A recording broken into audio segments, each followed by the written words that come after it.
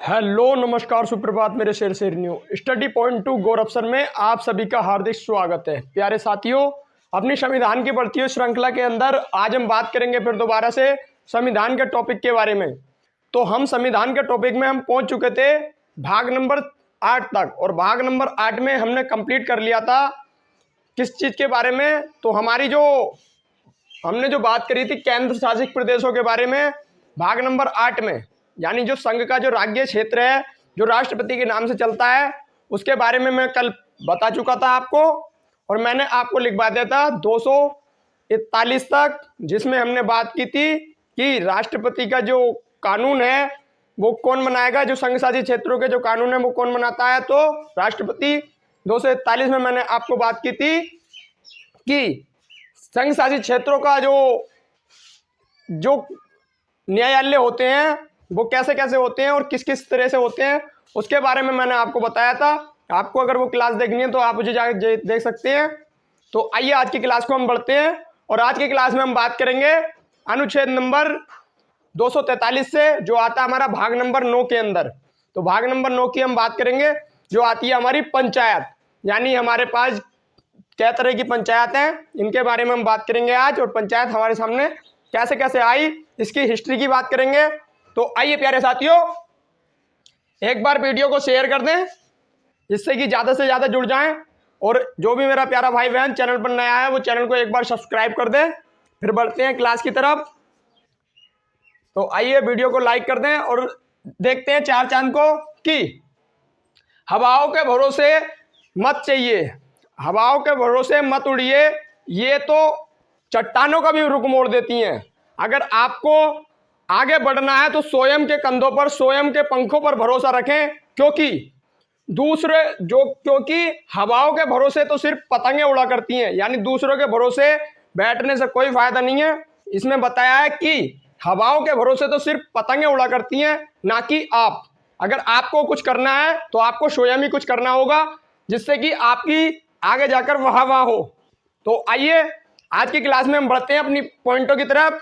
तो बिना देरी के हम क्लास की तरफ लेके चलते हैं। उससे पहले आप एक बार वीडियो को शेयर कर दें, जिससे ज़्यादा से ज़्यादा मेरे प्यारे भाई बहन सभी जुड़ जाएं, और आज से हमारी क्लास स्टार्ट हो जाएगी। आज से मैं आपको 2 टाइम में लग रूँगा, एक में लग रूँगा 2 PM पर और एक में लग रहेंगे 7 PM पर। तो 7 PM में हम आज बात करेंगे किसकी, जो हमने बता दिया था कल, उत्तर प्रदेश स्पेशल।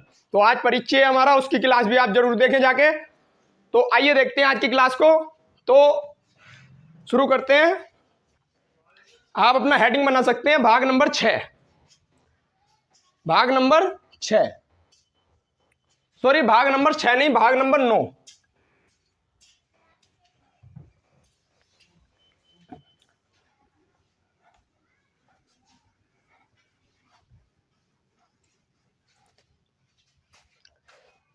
तो नोट कर लें, हम बात करेंगे आज भाग नंबर 9 की, जिसमें है पंचायतें।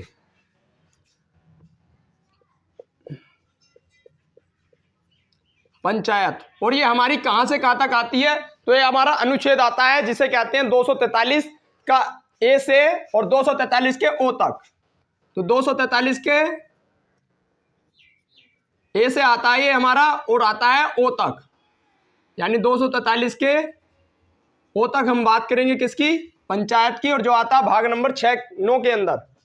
तो इससे पहले हम पहुंचने से पहले हम थोड़ी बात कर लेते हैं हिस्ट्री की, कि हमारे पास पंचायत शब्द कैसे कैसे हमारे सामने आया। तो एक बार वीडियो को शेयर कर दें, मैं बार बार बता रहा हूं आपको, शेयर जरूर कर दें, जिससे कि मेरा भी कॉन्फिडेंस जो है वो बढ़ जाता है।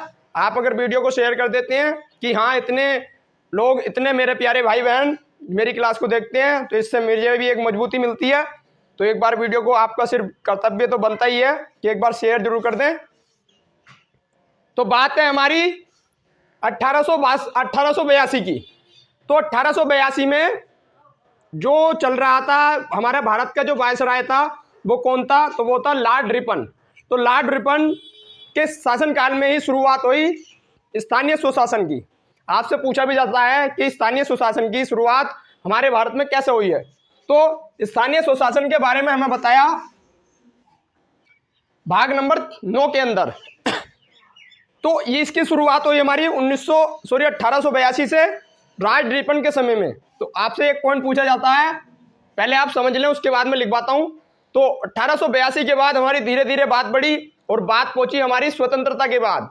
स्वतंत्रता के बाद जब तक तो पहले तो ऐसी थोड़ी थोड़ी बात चलती रही, लेकिन स्वतंत्रता के बाद क्या हुआ, 2 अक्टूबर 1952 को स्थानीय स्वशासन के लिए, यानी जो पंचायती थी, इनके लिए सामुदायिक कार्यक्रम चलाने शुरू किए गए।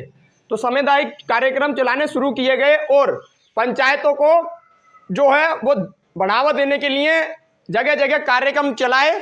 और इसके बाद हमारे पास जब जगह जगह पंचायतों के लिए कार्यक्रम शुरू होने लगे तो एक कमेटी बनकर तैयार हुई, जिसे हम कहते हैं बलवंत राय मेहता कमेटी। कुछ जानते भी होंगे क्योंकि हमारी पंचायतों की शुरुआत कहां से होती है, बलवंत राय मेहता समिति से। तो बलवंत राय मेहता समिति की बात आई हमारी 1956 में, इसकी स्थापना हुई और इस समिति को बनाया बलवंत राय मेहता ने। और इन बलवंत राय मेहता ने क्या किया, इस कमेटी सॉरी तो सर इस कमेटी के लिए क्या किया गया, तो इस कमेटी को बनाया 3 आधारों पर। 3 आधारों पर कैसे, ग्राम पंचायत, नगर पंचायत और स्तरीय पंचायत। यानी ग्राम पंचायत जो गांव के लिए होती है, नगर पंचायत जो शहरों के लिए होती है, और स्तर पंचायत जो एक मंडल के लिए होती है।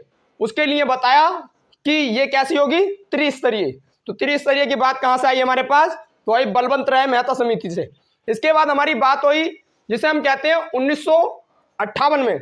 1958 में ये रिपोर्ट जो है पेश करी किसे, एनडीसी को, जिसे कहते हैं नेशनल डेवलपमेंट काउंसिल, यानी राष्ट्रीय विकास परिषद। यानी राष्ट्रीय विकास परिषद ने इस पर मोहर लगा दी और 1959 में इसे पारित कर दिया।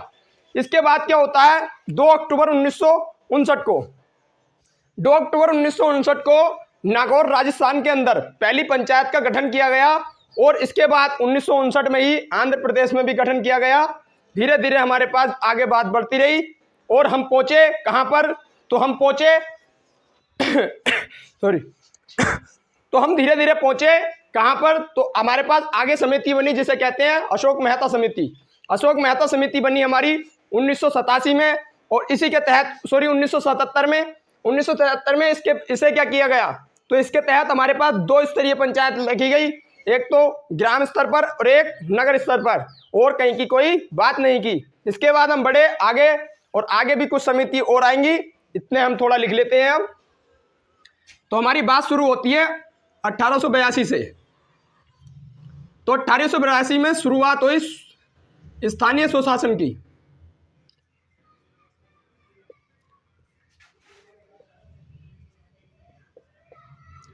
स्थानीय स्वशासन की शुरुआत हुई और इसे शुरुआत को करने वाला कौन था, तो लॉर्ड रिपन, जो हमारा स्टैम्प हुआ करता था वायसराय।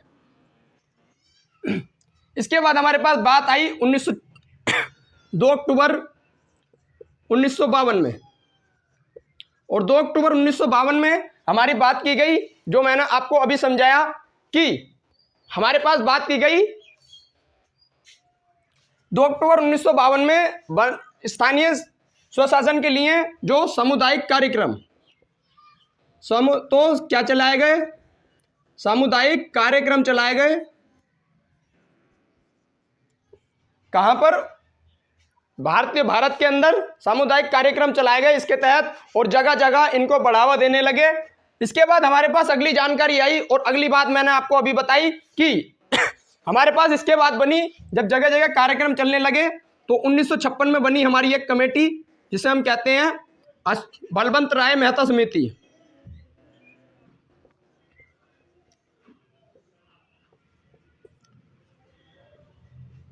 बलवंत राय मेहता समिति। और इसी समिति की सिफारिश पर क्या हुआ, तो इसी समिति ने 3 स्तर पर बात की। एक की ग्राम स्तर पर, ग्राम पंचायत की बात की ग्राम स्तर पर, और एक नगर स्तर पर।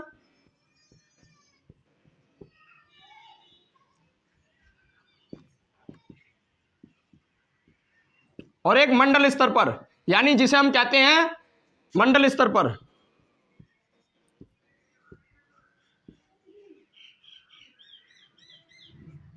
इन तीनों बारों में बात आया किसे, बलवंत राय मेहता ने बताया। और जब ये बात रखी भारत सरकार के सामने, तो भारत सरकार ने उस टाइम पे वो चलती थी एक कमेटी जिसे हम कहते थे एनडीसी, और एनडीसी को 1958 में ये पेश की गई, और 1958 में ये पेश की गई किसे? एनडीसी को, जो है हमारी नेशनल डेवलपमेंट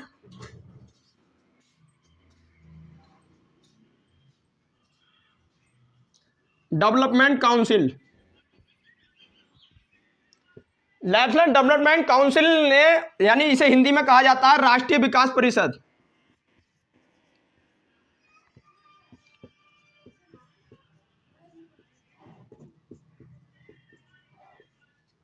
इसने अपनी रिपोर्ट पेश की और 1959 में इसे क्या किया गया? तो 1959 में इसने इसे पारित कर दिया कि हाँ ये चीज ठीक है।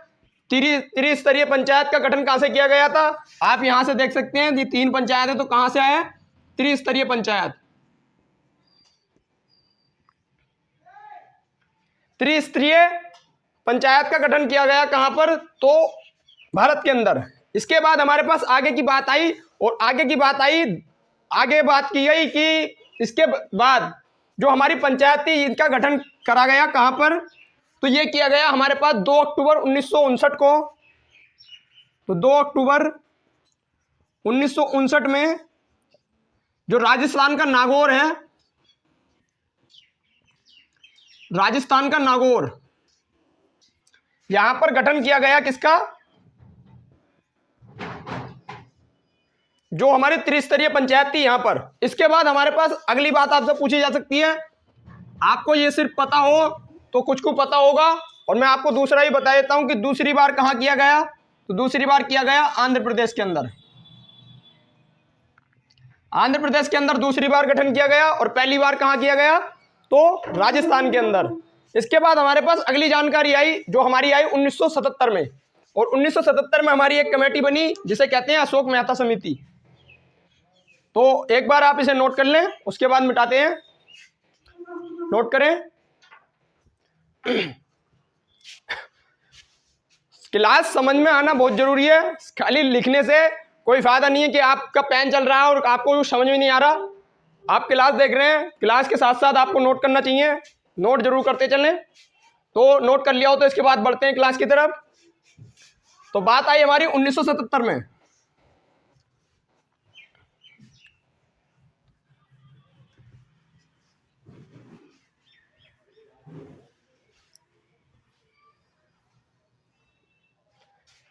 तो बात है कब की? 1977 की। 1977 में बनी हमारी अशोक मेहता समिति।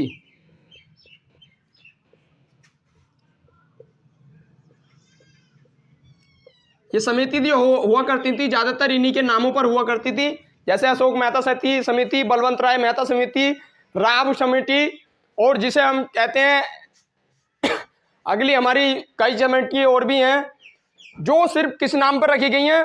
तो सिर्फ नाम के आधार पर ही रखी गई हैं, जो व्यक्ति का नाम है वो ही उसे कमेटी को नाम दिया गया है। तो अशोक मेहता समिति, और इसने बात की थी 2 स्तर पर। आप ध्यान रखें क्योंकि यहां से क्वेश्चन पूछे जाते हैं कि त्रिस्तरीय कौन सी थी?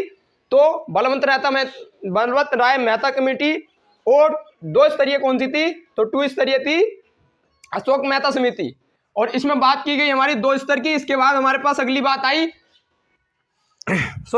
इसके बाद हमारे पास अगली बात आई जिसे हम कहते हैं राव कमेटी। तो राव कमेटी हमारे पास आई 1985 के अंदर।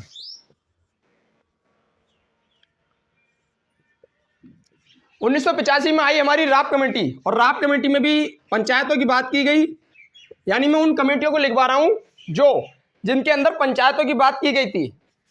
आप ध्यान से देखें, राव कमेटी या राव समिति या राव कमेटी। इसके बाद हमारे पास अगली बात आई 1987 के अंदर, और 1987 में हमारी एक कमेटी बनकर तैयार हुई जिसे हम कहते हैं एलएम सिंधवी कमेटी। तो इसके बाद हमारे पास 1987 में आई एलएम सिंधवी कमेटी।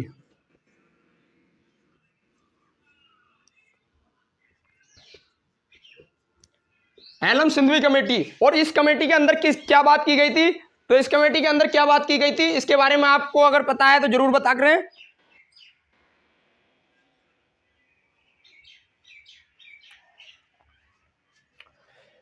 तो इसके तहत हमारे पास क्या बात की गई? तो अब से पहले हमारे संविधान के अंदर कोई भी ऐसा प्रावधान नहीं था कि इन्हें संवैधानिक करार दिया जाएगा या नहीं, लेकिन इस वाली कमेटी के अंदर क्या किया गया? तो इस कमेटी के अंदर तो जो हमारे पंचायत थे यानी पंचायतों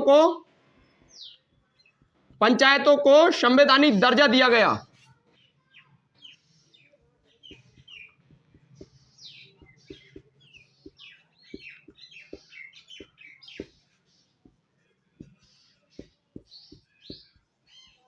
पंचायतों को संवैधानिक दर्जा दिया गया एलन सिंघवी कमेटी के द्वारा। इसके बाद हमारे पास अगली कमेटी आती है जिसे हम कहते हैं 1988 में, और 1988 में हमारी कमेटी आती है जिसे हम कहते हैं पीके थुंगन समिति। और पीके थुंगन कमेटी के अंदर क्या किया गया? तो पीके थुंगन कमेटी के तहत ही हमारे जो भारतीय संविधान है इसके अंदर 2 संविधान संशोधन हुए, जिसके तहत हमारे पास 2 आर्टिकल जुड़े, एक भाग 9 और एक भाग 9A। तो जिसके बारे में हम बात कर रहे थे वो हमारे पास अब कुछ ही देरों में आ चुका है, जिसे हम कहते हैं, अगली लिखें, पीके थुंगन कमेटी।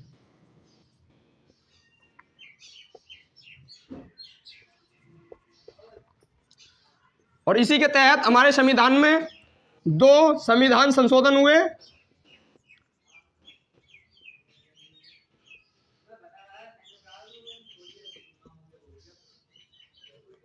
संविधान संशोधन हुए और ये कौन कौन से थे? तो एक था भाग 9 जुड़ा,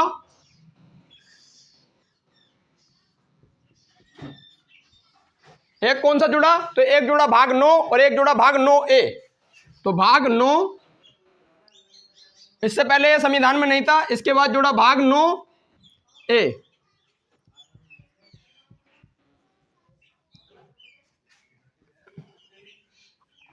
इन दोनों भागों को जोड़ा गया और ये कौन सा संविधान संशोधन था?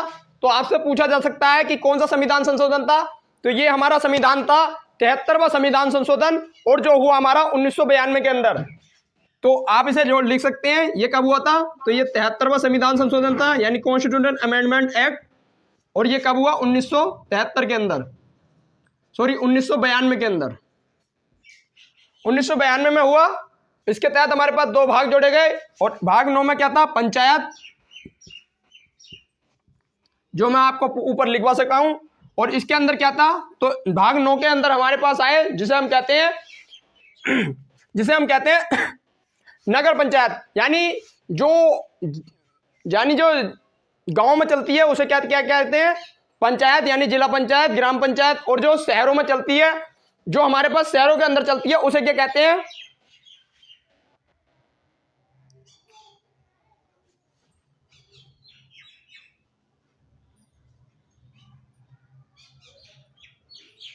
देख लें आप, तो इसे कहते हैं नगर पालिका।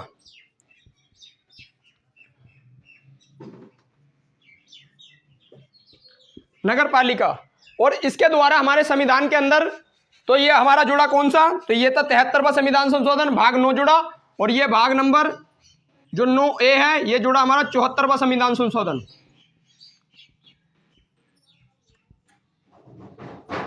74वां संविधान संशोधन और जुड़ा हमारा भाग नंबर 9 नगर पालिका। आपसे पूछा जा सकता है कि इनके तहत हमारे पास कोई अनुसूची भी आई? जी हाँ, हमारे पास अनुसूची भी बनी, जो भाग 9 के अंदर बनी उसे कहते हैं, भाग 9 के लिए बनी उसे कहते हैं अनुसूची नंबर 11। और जो भाग नंबर 9A के लिए बनी उसे कहते हैं अनुसूची नंबर 12। तो इसे आप नोट भी कर सकते हैं कि ये चीज किस में है। तो अनुसूची नंबर, मैंने आपको अनुसूची लिखवाई थी तो उसमें बताया था, अनुसूची नंबर 11 में ये चीज है। और अनुसूची नंबर 12 के अंदर, अनुसूची नंबर 12 के अंदर क्या है? तो नगर पालिका। इसके आप नोट कर लें, इसके बाद हम अपने अगले पॉइंटों की तरफ बढ़ेंगे। तो एक बार नोट करते चलें, तो देख लें आप, वैसे आपने नोट कर ही लिया होगा। तो इसके बाद हम बढ़ते हैं अपने अगले पॉइंट की तरफ। और आपसे हाँ एक चीज और पूछी जा सकती है कि जैसे मैंने आपके अनुसूची आई तो एक बार मैं आपको पहले भी लिखवा चुका हूं, तो एक बार यहां पर भी नोट कर लें कि जो हमारी अनुसूची नंबर 11 है इसमें कितने विषय हैं? तो अनुसूची नंबर 11 के अंदर कितने विषय हैं? तो इसमें है 29। इसमें कितने विषय हैं? 29। और जो अनुसूची नंबर 12 है हमारी, इसके अंदर कितने विषय हैं? तो इसमें है 18। आप ध्यान कैसे रखेंगे कि 9 और 2 का जोड़ कितना होता है? 11। और इसे आप ध्यान रख सकते हैं कि अगर हम इसे 2 को उल्टा करके को टेढ़ा कर देंगे तो क्या बन जाएगा? 8, यानी ये कितना हो जाएगा? 18। आप इसे ध्यान रख लेंगे ऐसे। तो इसके बाद हम अपने अगले पॉइंट की तरफ बढ़ेंगे। तो एक बार वीडियो को शेयर जरूर कर दें।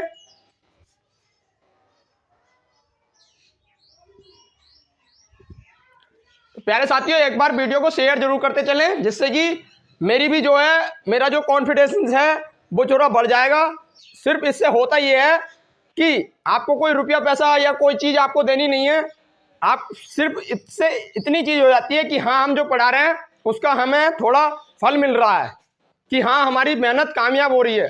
इसका खाली यही मतलब है, और कोई मतलब नहीं है। आप इतना तो खुद ही जानते हैं कि आपको ये इतना कंटेंट दिया जा रहा है तो किस लिए दिया जा रहा है, तो कोई तो वजह होगी जरूर उसकी। तो आप खुद ही जानते हैं इतना। तो आप इसे लाइक शेयर जरूर कर दें, जिससे कि मेरा भी थोड़ा फायदा हो जाए। आपको पढ़ाया सबने होगा, लेकिन आपको फ्री कंटेंट कभी भी यूट्यूब पे ऐसा नहीं मिला होगा जैसे मैं आपको दे रहा हूं। तो एक बार देख लें इसे, उसके बाद अपनी आगे की क्लास देखेंगे हम कल, क्योंकि हम पढ़ेंगे अब अनुच्छेदों के बारे में, यानी जो हमारे पंचायत से रिलेटिव अनुच्छेद आते हैं उनके बारे में हम पढ़ेंगे कल। आज की क्लास में मैंने हिस्ट्री रखी थी कि आज की क्लास में हिस्ट्री थी कि हमारा जो संविधान है इसके अंदर हमारी जो पंचायतें हैं इनके अंदर हिस्ट्री हमारी कैसे कैसे बनी। तो प्यारे भाइयों, तो अब चलते हैं अपनी क्लास के, विदा लेते हैं। अगर आपका कोई क्वेश्चन है तो एक बार उसे कमेंट बॉक्स में कमेंट जरूर करें। मैं आपका वो क्वेश्चन बताने की कोशिश करूंगा, जो मुझसे हो सकता है मैं वो आपके लिए हर संभव प्रयास करूंगा। तो एक बार आपका कोई कमेंट है तो जरूर पूछें, उसके बाद हम चलते हैं। अगर आपका कोई कमेंट में अगर क्वेश्चन अगर रह गया है, अगर आपके मन में कोई डाउट चल रहा है, पहली बार तो मैंने कोई डाउट छोड़ा ही नहीं है। मेरी क्लास का मतलब ये है कि आपको डाउट होएगा ही नहीं, क्योंकि मैं सारी चीज़ जड़ से लेके चल रहा हूँ। तो अब मिलेंगे कल। अंत में वही, खुश रहें, मस्त रहें, अपने अन्नदाता अपने गुरुजनों का सम्मान करें। हमेशा गुरुजनों को सम्मान जरूर करना है, ये आपको ध्यान रखना है। और जिसके आपकी अगर हो सकता है तो जिसकी आपसे मदद हो सके उसकी मदद भी जरूर करनी है, इसका ध्यान रखें हमेशा। तो अब चलते हैं। अब टाइम भी लगभग हमारी क्लास आधा घंटे की होती है, तो आज की क्लास आपकी थोड़ी छोटी रही, कोई दिक्कत नहीं है। मैंने आपको कंटेंट पूरा लिखवा दिया है, क्योंकि टाइम ज़्यादा लेने से भी कोई फायदा नहीं है। अब बढ़ते हैं अपनी, कल के मिलेंगे। अब जय हिंद, जय भारत।